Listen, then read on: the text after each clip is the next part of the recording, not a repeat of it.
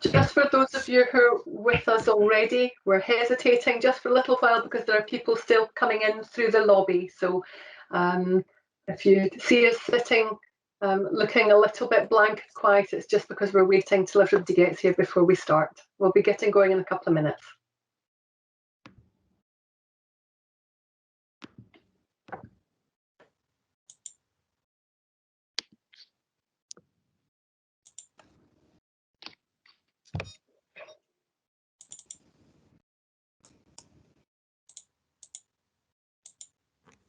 Okay, so I can see that the pace of people arriving and being admitted is gradually beginning to slow. So a bit like when popcorn's going off, by the time you get to the last few pops, you know that you're nearly done. So let's get started, and can I welcome everyone this evening to our what I think will be a very interesting information evening about becoming a member of the board of the Scottish Fire and Rescue Service.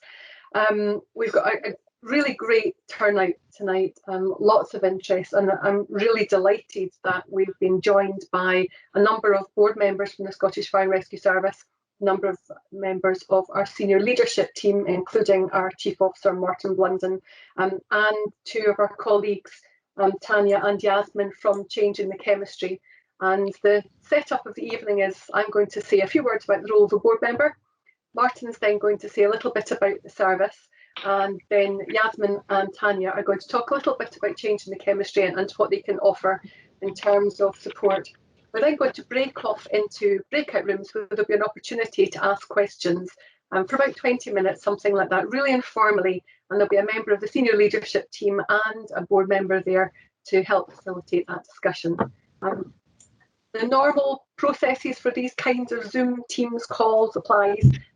When you're not speaking, can you keep your mute button on so that we don't get too much feedback or echoing? If you do want to ask a question, please raise your hand using the little hand button. If you can't make that work, or if you can't be noticed, feel free to use your real hand rather than the hand button, and we will come to you. We're hoping to keep most of the questions till the breakout room, but if there's something absolutely burning that you can't wait, I will try to look out if somebody's indicating to get in. And just to let you know that we are going to be recording this session, and the thinking behind that is that we can then upload it. Obviously, we're not going to be recording the end. Well, I'm presuming Ali will come in and keep me right if this is wrong. We're not going to be recording the breakout rooms. It's the main presentation that we'll be recording, and that just means that people can watch it if they can't make it this evening. If there's any connection problems or anything you struggle with, try in the first case switching your video off. Sometimes that can work. If that doesn't work, feel free to drop out and then come back in again. And our team, and we've got a number of our support team with us tonight, our team will readmit you really quickly, so you shouldn't miss very much. If that sounds all right, I'm going to kick off and just say a little bit about the role of a board member in the Scottish Fire and Rescue Service. You will know, I'm sure, from your background reading that we were created in 2013, and this is an absolutely fantastic organisation to work with. I joined the board at its creation and was appointed as chair in 2017. And having served on a number of other boards, that without doubt, this is the most challenging and exciting board I have ever been in, and that says something for the organisation. We're an unbelievably positive, can-do organisation where I don't have any doubt that all of our staff members are really committed to the organisation and to the people of Scotland. So it's a great board to be on, and I'm really enthusiastic about telling people about it. If I say a little bit about the role of the board member specifically on the Scottish Fire and Rescue Service, we've got a number of different things that we generally would do, and I'll mention some of the briefer ones first. We've got an ambassadorial role, and that's one of the greatest sources of pleasure is being able to go out and about in normal circumstances, out and about and actually get to meet our partners and the public.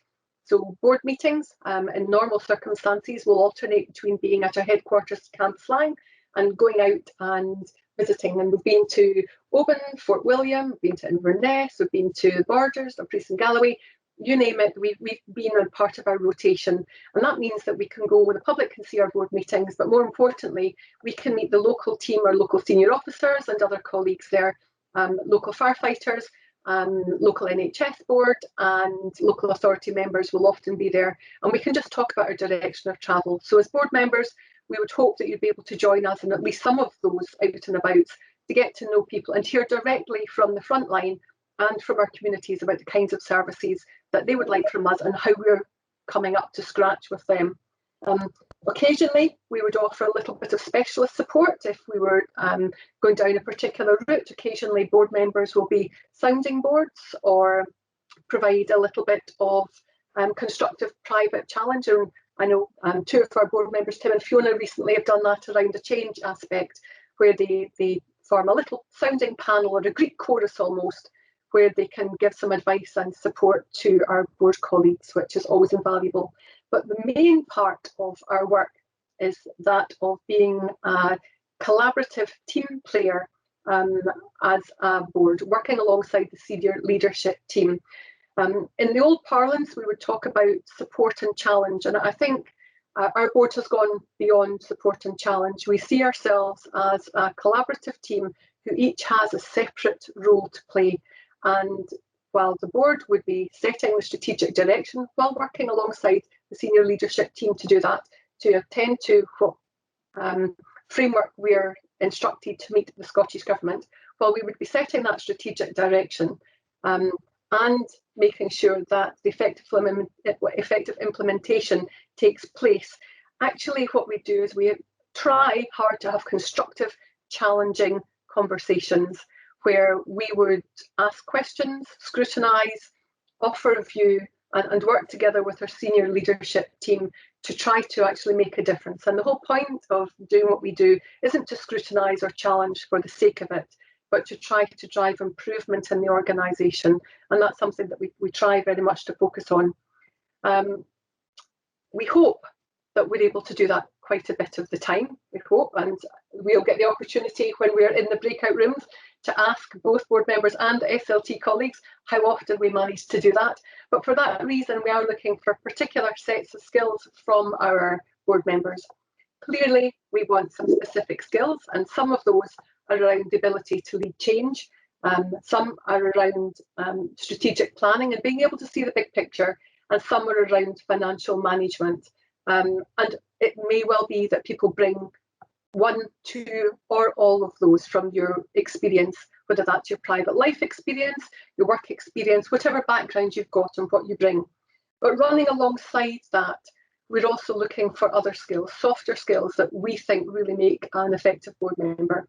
And that's around being able to constructively challenge, and it's about communication skills and about emotional intelligence, and really being able to be the kind of person who can sit at a table with a senior team and have a constructive conversation that hopefully means that our colleagues and both executive and ourselves as board members leave the table thinking slightly differently about what we brought in the first place. So we want you to know about governance, we want you to know about scrutiny, we want you to know about strategic direction, but we also want those soft skills running alongside those. I'm really excited about the possibility of being able to get to read applications and get to meet some of you, and hopefully through this process we'll be able to support you to have a better application and more likely to be able to get through to that stage. So having said a little bit about board members and their roles, I'm going to hand over to Martin, our Chief Officer, who's going to tell you a little bit more about the Scottish Fire and Rescue Service and our organisation, direction and other exciting things that are happening. Martin. Thanks very much, Kirk. Good evening, everyone. Lovely to see you. Saying we can't do this in everybody's microphones off. They are now. Thank you. I was getting a horrendous feedback. I'm going to set the overview of the service in the context of the last 12 months, because I think the last 12 months sets the context really well and demonstrates what we can do and what we are doing as a Scottish Fire and Rescue Service across the whole of the country. We are the only organisation that I'm aware of that can put 4 or 5 pairs of boots on the ground in 356 locations across the whole of Scotland, including the islands, in 15 minutes. And when you start thinking about that and the impact that we can have in communities, I think it starts to give you an understanding of the scale of the service that we are and the reach that we have.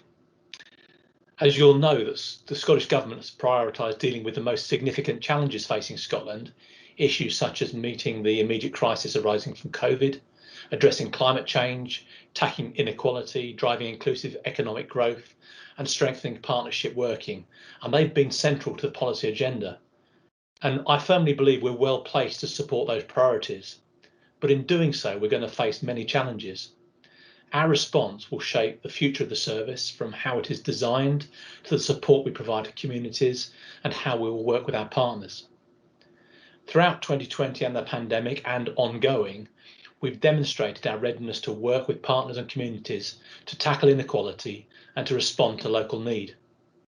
We've delivered food parcels and prescriptions and library books and reached out to the most vulnerable, and we've worked with care experienced young people. And for me, us being seen in communities to rise to the challenge of COVID has bound us further to the people of Scotland. The pandemic has tested our ability to innovate, our resilience, and our business continuity arrangements, and it continues to do so.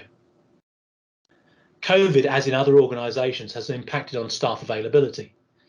It's resulted in increased availability for our retained and volunteer firefighters in rural communities, predominantly due to the impact of the furlough scheme on primary employment.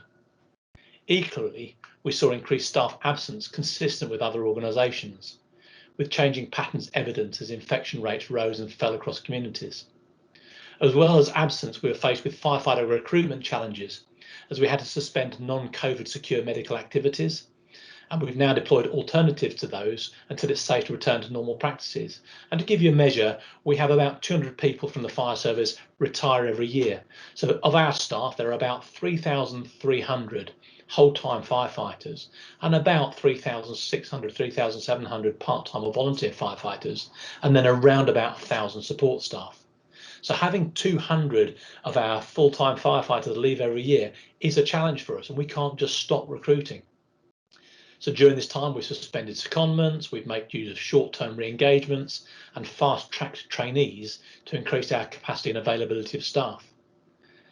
And as with everyone else, the pandemic has further tested our ICT infrastructure, as we've had to rapidly adapt to working from home with about 1,000 members of staff.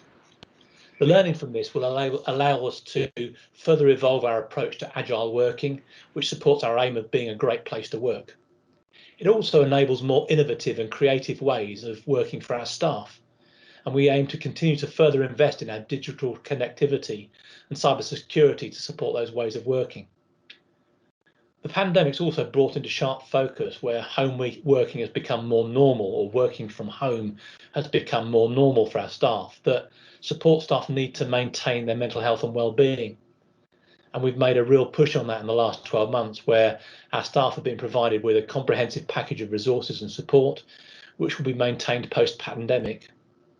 And it's hoped this will protect our workforce from the as yet unknown long-term consequences of this very difficult and trying period.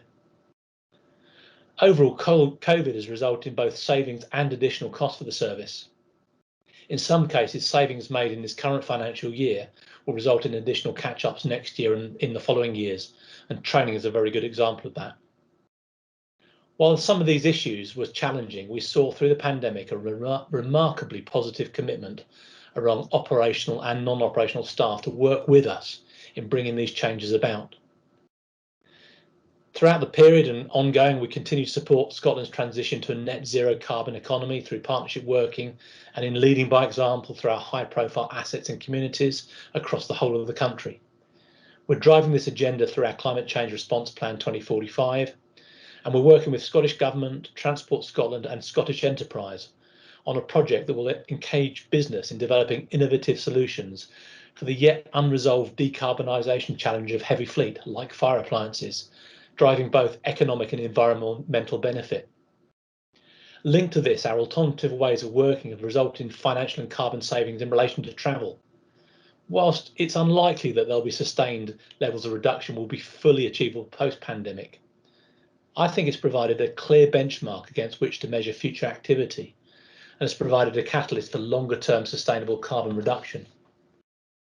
Partnership working remains at the core of what we do. We've been working towards developing our broader contribution to public centre outcomes in response to changing national and community risks. And to further support this, we've been developing a major project around better understanding the changing nature of risk at community levels across the country and what this will mean for us in terms of our future service provision. The Community Risk Index model, or CRIM, is being developed by us to support this, and we'll begin to see outputs of this critical piece of work during the next financial year. We're also planning for the delayed UN Climate Change Conference of the Parties, or COP26, which is going to take place in Glasgow in November this year, and that's coordinated, as we know, through the UK government. To contribute to this major multi-agency event, aside from the significant physical resources it's going to require, will also require one-off additional funding, probably estimated about £4.2 million in year. This year has illustrated the need for closer collaboration between services in support of our communities. So while securing a pay deal for firefighters within a UK-wide contract has proven challenging this year, work remains ongoing to develop the role of the service as a key collaborative partner. We continue to explore how we can expand home fire safety visits to provide a broader assessment of safety and well-being for vulnerable households. And we'll also continue to work with the Scottish Ambulance Service in responding to the national strategy to improve survivability rates for out-of-hospital cardiac arrests. And we're delighted that we've reached an agreement with the Scottish Ambulance Service to provide clinical governance for the service in relation to all medical related work, to ensure that actually our staff are trained and equipped to the highest possible standards for the work that we require them to undertake. Similarly, we're actively engaged in working with partners throughout the wider public sector. Increasingly, we're sharing premises with our blue light partners and continue to explore innovative ways to provide facilities that meet the needs of communities in the most cost-effective manner. Work's been undertaken to agree the space and design requirements for community fire stations of the future, which can be scaled up or down to suit local needs, including multi-agency working. Progressing this will require further investment, which in turn will generate significant, sustainable economic and social benefits at community and national levels. As you'll have no doubt done in your pre-reading, we've highlighted, as has Audit Scotland, that we have a substantial capital backlog investment requirements, which was in 2017 £389 million, and that's particularly within our property estate. 61 of our community fire stations are over 30 years old, 52% have been assessed as in poor condition or worse condition. In addition, we've identified a further urgent issue in relation to obsolete methods of roof constructions called rack panels, and these roofs are present in 14 fire stations across the country. They're a safety risk and we've got emergency measures in place at the moment. But the most safest and cost-effective way of dealing with them is to rebuild these stations, and that requires a potential capital investment of around £70 million. The CRIM project, and you can hopefully start to see all of it coming together, will support us in ensuring that our assets are deployed in the most effective manner across Scotland, and that our investment in facilities is appropriately targeted, consistent with Scottish Government's recently published draft infrastructure investment plan, easy for me to say. And if realised, our plans could form a significant social and economic renewal programme for communities where we have facilities located. We believe we can be at the centre of public sector reform across Scotland. We are absolutely and utterly committed to the Christie Commission principles, and we're seeking ways to live those on a daily basis as we serve or seek to serve the communities the best that we can across the whole of Scotland. I'm happy to take questions in the breakout sessions. I'm sure there will be some of that, and my SLT colleagues can answer almost any question you throw at them. I have absolute confidence in them. Kirsty, back to you. Lovely, thank you, Martin. And as you can hear, there's a lot going on just now in terms of strategic direction, finance, and we're very keen to be able to recruit new people to help find our way through that. If we can now invite Tanya and Yasmin, please, and they're going to talk a little bit about changing the chemistry. And there will be an opportunity to ask Tanya and Yasmin some questions in this section because they're not going to be joining us in the breakout rooms. Over to you both. Thank you, Kirsty. Appreciate that. And as Kirsty says, we will have a little time at the end before the breakout sessions if there are any questions for myself and Yasmin. And I should say that Yasmin is actually one of the newest trustees of Changing the Chemistry, and will just be giving a bit of a testimonial as to some of the support that Changing the Chemistry can offer people interested in the boardroom. So thank you to Yasmin for joining us. So I'm the Tanya Castell, and the founder of Changing the Chemistry, which is actually approaching its 10-year anniversary. And I suppose we're very keen, in terms of Changing the Chemistry, is very keen on improving diversity in the boardroom. And I'll get on to it, but we're not talking just about one specific type of diversity. We're talking about a wide range of diversity. So it's quite possible that many of you who are attending this evening have never been on a board before, and that's great, because we're really keen to encourage you and help you think about being on a board. Maybe best to start and what you might gain from being on a board. So a board can actually help you develop your career, help you extend your leadership skills. It can expand your experience and knowledge. So for example, I used to be on the board of Scottish Canals. I did that for 6 years. And when I joined that board, I came from a risk management background, but I didn't know anything about canals. So you don't need to worry if you're not an expert about the area. It can enhance your CV and help you stand out. It can provide career resilience and continuity over any career breaks that you may want or need to take. And clearly it will expand and diversify your network. You'll get to know all these wonderful people that you'll be meeting, either Kirsty or Martin, but later in the breakout groups. So, there are a great number of opportunities from going on a board, and you may think, oh, well, I'm not sure I've got anything. And I always give an example of a lady who sort of said, oh, I just work in HR. And then when we probed a bit further, it turned out that she implemented, paying the tax and employee payrolls in multiple countries. So don't underplay what you potentially can bring to a boardroom. And in terms of that value, you can bring that new, different type of thinking, different background from the experience, the professional skills. Or as Kirsty said, it doesn't have to be necessarily about your workplace. It could be actually about something you've learned previously in a different part of your career, or actually in the community, or through the parent-teacher association. There are multiples, or a sport. So it doesn't have to just be in your work career.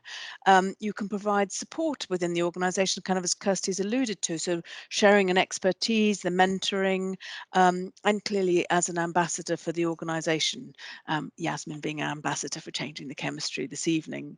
So there are lots of different ways in which you can contribute. And just to explain why Changing the Chemistry is here, you're probably going, okay, so why is she talking? So Changing the Chemistry is a charity that's looking to improve diversity of thought in the boardroom. Our vision is that we will be changing the chemistry in the boardroom so that people and boards embrace diversity of thought.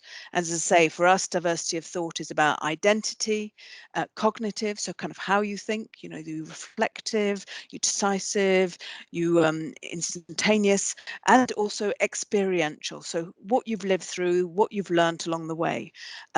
So a wide range. We actually started in 2011, hence, as I say, it'll be our 10-year anniversary shortly. We're a peer support network headquartered in Scotland. We have over 600 members, and we've filled over 250 board roles from our membership, including over 25, I think now, chair roles. So we help our members to secure board roles, and then once they're in their board roles, we provide a safe environment for people to help develop their board skills and improve their effectiveness. So members help each other, provide advice, we share experiences, and we also work collaboratively. So there are other areas, other organisations such as Women on Boards, they have a certain amount of information available, and also the Institute of Directors, among others.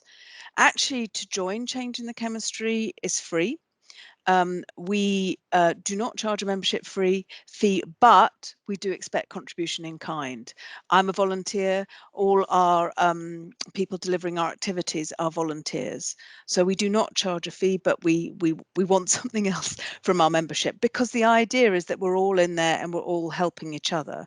And therefore, it's very much about how we can help and how we can share our experience with other people within the network. So, in fact, Kirsty is a member of Changing the Chemistry, if hopefully I'm allowed to say that. So we have lots of fantastic people who can share their experience and help you there. I should make the point that you obviously need to be a member for us to help you. So time will be of the essence. But to give you a bit more of a flavour, let me hand over to Yasmin, who, as I say, is a relatively new trustee of Changing the Chemistry, to talk a little bit about how Changing the Chemistry helped her. Thanks, Tanya. Hi, everybody. So I'm Yasmin. I currently work as an inclusion manager for North Lanarkshire Council, where I lead a department based on what my role is focused on restructuring the education side of the organisation and delivering inclusive practice to the area. Additionally, on top of that, I'm on the board of CTC, as Tanya said, and this is really what I wanted to focus on today, giving particular attention to why I joined the board and what I've gained from CTC. So I'll just briefly talk about how I came across it. I've come across Changing the Chemistry through my previous role at the SQA, where I founded the SQA Women's Network, and we invited one of SQA's board members to speak, Anna Davis. And as I was delivering my own talk as the chairperson of the Women's Network, I started talking about why I started the network and my own experiences of forced marriage and a difficult circumstance at a young age, and how difficult it is to find mentorship opportunities if you're not surrounded by that, or if you've not been raised in an academic environment, for example. And just that was really to just highlight why neurodiversity and intersectionality are very important to me. And that's how I found out about Changing the Chemistry. Through Anna, who is now actually my mentor as part of Changing the Chemistry. And so through that, I started to read about it and went on to join, and am now on the board. So I've had a very fast track career within Changing the Chemistry, and it's very much to do with how much encouragement you get within the organisation. I guess I wanted to speak about why I joined the board. If you're anything like me, I've grown up looking at boards in a very different way. So most of my experience of boards was from movies, which are very long tables and usually surrounded by men who are white, older, and very rich. And I didn't think that there was room for me on the board. Of course, after I started speaking to people like Tanya and Anna Davis, I started to learn far more about it, and it really fitted into my own experiences of where I wanted to be in my career. So that was in terms of senior management experience, and using my voice and my intellect and my passion in a new way, that rather than just doing it through my work. So one of the things that's a really big part of Changing the Chemistry, which Tanya has already touched on, is the peer support side of it. So as I've mentioned, the person who introduced me to it is Anna Davis, but she went on to become my mentor, which you can request in Changing the Chemistry. And I've just found it absolutely priceless having somebody like that to guide me in times of difficulty, or just to guide me with my own career. So for example, Changing the Chemistry has a complexity matrix, a fantastic document that allows you to draw out a lot of your own skills and your passions. So that's made me realize that one of my strengths is operational strategy on a large scale. I love doing that. I didn't realize that that was a name for what I really like doing, and that's what's been really helpful within it. Additionally, we've got things like target groups and graduate groups. So the target group is really fantastic for people who'd like to go into board positions, but maybe don't know where to start, or maybe haven't quite figured out what area they're interested in. The graduate group, again, is a supportive network for people who've gone into board positions and may be looking towards other areas and looking for support. One of the things that I found really helpful from things like the peer support within Changing the Chemistry is, for example, after I've attended a difficult meeting, having my mentor there to highlight that difficult meetings are actually fantastic, because it shows that your board is diverse. If everyone's agreeing with everybody else, it's probably not neurodiverse, and if everybody looks like you, that's a problem. So that's been really instrumental for me within Changing the Chemistry. What I've also really liked as part of my experience within it is that it's just helped me drill down on the areas that I really like to work within. So for instance, working within a role that helps others rather than working in a profit-driven organization.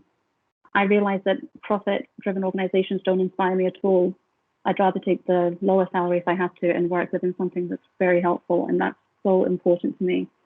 So I suppose within it altogether, I would really rate things like the mentorship. It's also a really good chance to try out different areas in the organization. So for instance, Tanya's already really stressed it, but peer support is enormously instrumental within the organization. So if you're wanting to try a different area that you maybe haven't had an opportunity to try out within your workplace, for instance, you might find that your board role allows you to explore that. So recently, we've required a new treasurer within the organization. I reached out to Tanya and our chairperson, Neil, and our current treasurer, and I expressed some interest in it. And now I'm going to have an informal conversation next week with our current treasurer to see if it's the right fit for me. It's not something I would be able to do as part of my day job in any way whatsoever, but I'm very interested. I'm a very practical person. I think that it would play to my strengths. So, and it helps the organization. We get paid in time, for example, as Tanya's already said. So I think for me, it's been enormously helpful. I would very much encourage anybody. It looks good in my CV. It's given me additional senior management experience, and it's going to help me within my career trajectory, which I'm expecting to move on quite soon. So I hope that's been helpful for you and given you some comfort if you've been considering a board role.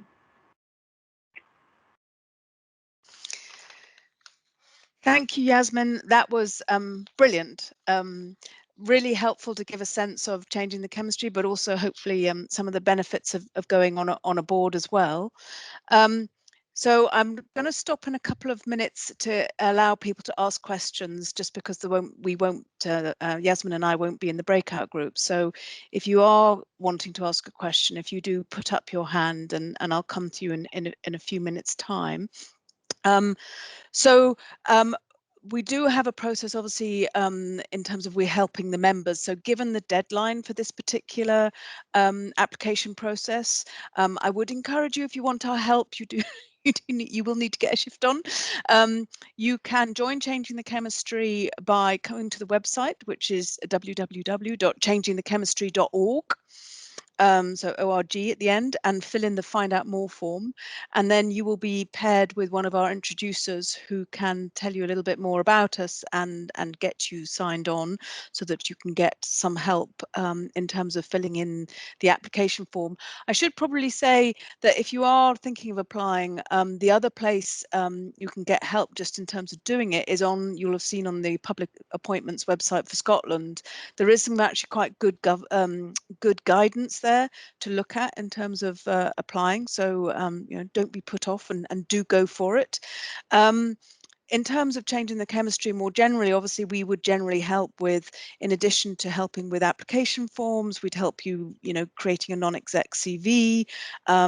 We're reintroducing running mock interview panels for people who are maybe haven't had an interview for a while.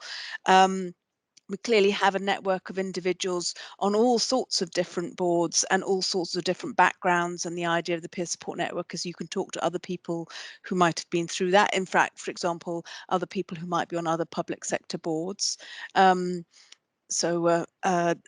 There's lots of different ways that we can help you, and also you can hear from talks from other non-execs about what are the challenges, what makes a good non-exec, what have they found are the good tips.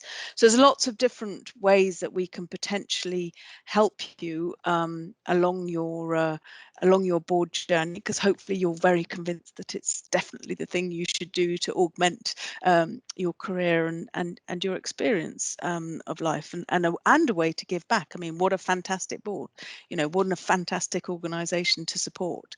So lots of benefits to it. On that basis, I'm now going to hopefully say, does anybody have any questions for Changing the Chemistry? As Kirsty and Martin said, you'll have the opportunity to ask other questions about the organization in the breakout groups.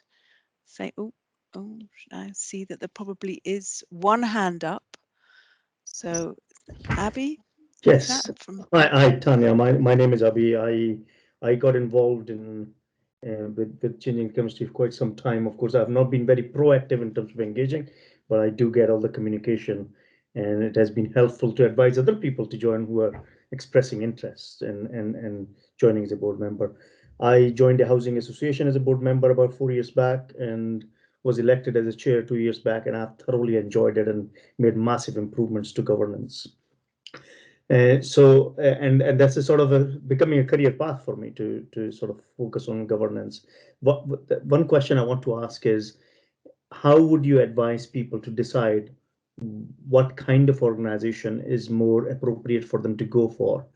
And because we always say you don't need to know the topic itself, you don't need to know the sector itself, but there is so much choice out there when people look at it. And it even when I'm thinking, I keep thinking whether what kind of organization should I go for that allows me to sort of progress in a way that takes me into the right direction for my own career as well as providing the best possible support you can provide to an organization.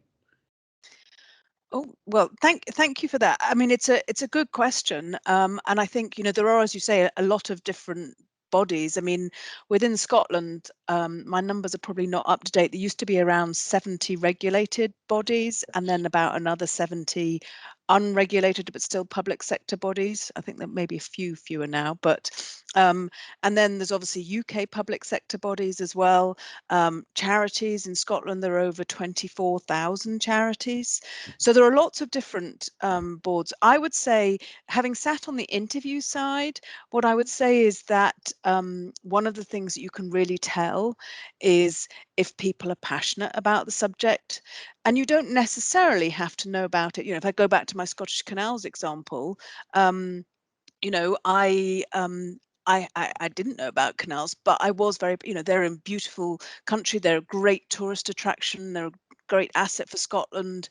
And so that I was passionate about. So you may find an angle to create your passion. And I would probably encourage you not to go for something you're not passionate. I applied once for the Waste Agency.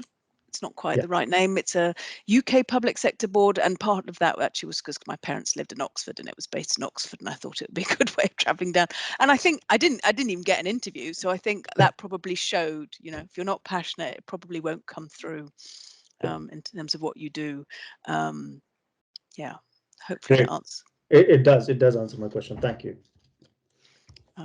But you can find a passion. I was asked to go on one board, and initially I thought, not sure, you know, it was actually a school, and I don't have children, and I kind of thought, you know, and then because I'm passionate about diversity, and I was talking to someone who'd been on that board, and they were saying, well, that the school could possibly do more about diversity. I kind of thought, oh, well, there's my in, and I found a passion. So, you know, even if you're maybe not, you know, necessarily, it's obvious that you're I don't see how you can't be passionate about this particular board, given how it's important in our society. But, you know, if you're not sure, I'm sure you can find one. Yeah, that's great. Thanks a lot. Any other questions? As I say, otherwise it's changingthechemistry.org. If you would like to meet one of our introducers, or e-meet, obviously, in the current environment.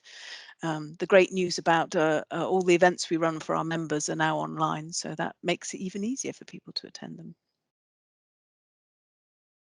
Oh, one more. Mrs. Akhtar, is that I'm pronouncing that correctly? Hi, yeah, that's right. I just wanted to say both the inputs there were very helpful, because somebody like myself that's never ventured to do something like this is very helpful to get that information and advice. And I think I'll definitely look up your website. I do have lots of questions, but I think I'll chase you up. And I just wanted to say thank you for both those inputs. They were very helpful indeed. Thank you. Delighted, thank you. And I think probably at that point I will very grateful to Yasmin, and also thank you to Kirsty and the Scottish Fire and Rescue Service team for allowing us to come and show how we can support you all. Thank you very much. Thank you. Lovely. Thank you, Yasmin. Thank you, Tanya. I suspect other board colleagues will have the same experience as me as you were talking. where we were both thinking, yes, we agree, and also, can we say a bit more? So given that, I think we're probably all bursting to do that. We're going to pretty swiftly move into the breakout rooms. We won't be returning to this format where we're all together. After the breakout rooms, the meeting will be ending. So if I can thank Changing the Chemistry once again, and just remind all of you that the closing date for this is the 22nd of March. So if you're wanting to apply, that's the deadline you've got to get to. My experience is that a good board application does take quite a lot of time and commitment. So make sure, I can see other board colleagues nodding, make sure you leave enough time to put some effort into it, move away from it and move back. And like Tanya says, people's passion really shows. It shows in the application. One of our specific criteria that we're looking for is interest in and knowledge of the Scottish Fire and Rescue Service. Now, nobody on our current board has ever been involved with fire formally in the past. None of us were firefighters. We've not worked for, with the exception of Tim, who very briefly worked for a fire college. And none of the rest of the board members have got any background in fire. But what we did do is we all read about it and suddenly saw the connection with what we already knew. So I was interested in public health. So I thought, suddenly I can see the link about prevention and delivering more in communities. So find out more about us, see if you can find that connection and that resonance, and then tell us about it, and that will really show in your application and at your interview. So that said, we're going to get our team to move us into our breakout rooms. That will take a moment or two, and what should happen is you will just suddenly find yourself flying into a breakout room, and my board and SLT colleagues will take it from there. So thank you very much, all of you, for joining us. And I hope you find the breakout sessions helpful. Bye.